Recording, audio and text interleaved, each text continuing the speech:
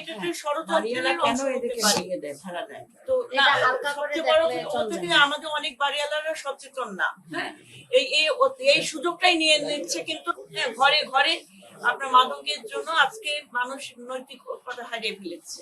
কে কি করছে তার নিজের কোনো জ্ঞান নাই, কিন্তু তারপরে তো আমাদেরকে সমাজটাকে বাঁচাতে হলে সচেতন থাকতে হবে। প্রধানমন্ত্রী জনাব তারেক রহমান তিনি শুধু মানে নিজেকে কিন্তু প্রধানমন্ত্রী, তিনি বাংলাদেশের অভিভাবক এবং আপনার সন্তানের পাশে এসে সে অভিভাবকের ভূমিকা তিনি রেখেছেন। এবং এইরকম করে এক রামিসা না, বাংলাদেশের আর কোন রামিসার জীবন যেন এরকম ঝরে না পড়ে, তিনি আমাদেরকেও সেইভাবে নির্দেশনা দিয়েছেন।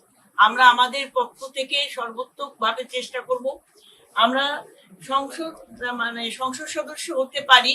তারপর আমরা নারী ও শিশু অধিকার ফোরামে আমাদের কনভেনার বেগম সেলিমা রহমান, তিনি জাতীয় স্থায়ী কমিটি বিএনপির সদস্য এবং ফোরামের কনভেনার দায়িত্ব পালন করছেন, এবং বর্তমানে তিনি সংসদ সদস্য হিসেবে কাজ করছেন, আমাদের অভিভাবক। তো আমরা সবাই এক দায়িত্ব আছে। তো আমি আপনাকে এই কথাটাই বলতে চাচ্ছিলাম, আপনি রামিসার এই হত্যাকাণ্ডের বিচার আপনি পাবেন। এই রামিসা হয়তো আমাদের কাছে ফিরে আসবে না, কিন্তু এই রামিসাকে কেন্দ্র করে আরো শত শত রামিসার জীবন রক্ষা পাবে। প্রধানমন্ত্রীর কাছে, বাংলাদেশের সরকারের কাছে, বাংলাদেশের জনগণের কাছে আশা করি, প্রত্যাশা করি, এবং আপনাদের মাধ্যমে আমি এইটাই আপনাদের কাছে আশা করি। আর আপনি ভেঙে পড়বেন না, আপনার এখন অনেক দায়িত্ব। সেটা হচ্ছে এই ঘটনার সাথে জড়িত সেই অপরাধীদের একদম স্থায়ী ঠিকানা থেকে শুরু করে তাদের বৈবাহিক জীবনের সূত্রপাত সবকিছু আপনাদেরকে বের করার ব্যবস্থা করতে হবে। পাশাপাশি তার স্ত্রী তারও আমরা বিচার না না না, ডেফিনেটলি আমি তো এই কথাটাই বললাম। আমি আপনাকে কি বললাম, প্রধান সাহায্যকারী, আমার কথাটা শুনেন।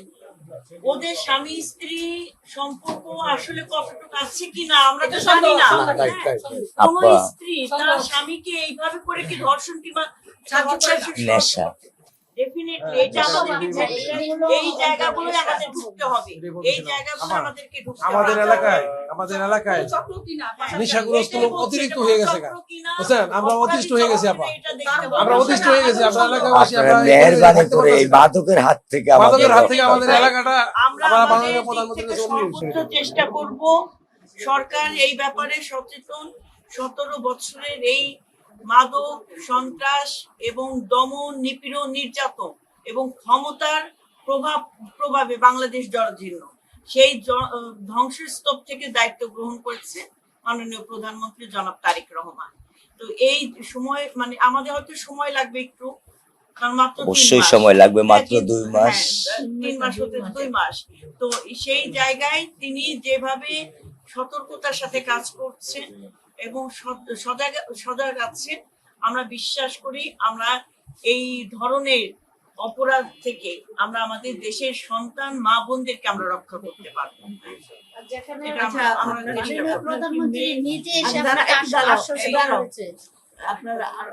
আত্মীয় স্বজন ওনারা থাকবেন এবং আমরা প্রায় সেখানে যাই। অনেক কষ্ট, 1 বছর ধরে মাকে হারাইছে, বড় ভাই। মামলা কে দেখছে? মামলাটা পল্লবী থানার আয়ুব কি যেন নাম, ইব্রাহিম সাহেব নাকি, আমি জানি না। আইনজীবী? আমার কোনো আইনজীবী নাই, এটা রাষ্ট্রীয় ভাবে দেখা হচ্ছে। বাদী কি আপনি? বাদী আমি জানিও জানি না। আয়ুব সাহেব আসছিলেন, আমি কিছু করিনি, বলছে একটা সিগনেচার দিতে হবে, আমি দিয়ে দিয়েছি। আমি যেটা জানি না, আমি জীবনে কোনোদিন থানাতে পাড়া দিইনি। আপনার যদি মনে হয় যে এখানে আপনার পার্সোনাল কোন আইনজীবী প্রয়োজন, হ্যাঁ, কিংবা রাখার দরকার এই মামলা পরিচালনার জন্য, দেখভাল করার জন্য, সেটাও যদি মনে আমার প্রয়োজন নেই। আমার বড় ভাই মাননীয় প্রধানমন্ত্রী আমাকে আশ্বস্ত করেছেন, আমি আর কিছু চাই না, আমার আর কোনো বিশ্বাসের প্রয়োজন নেই।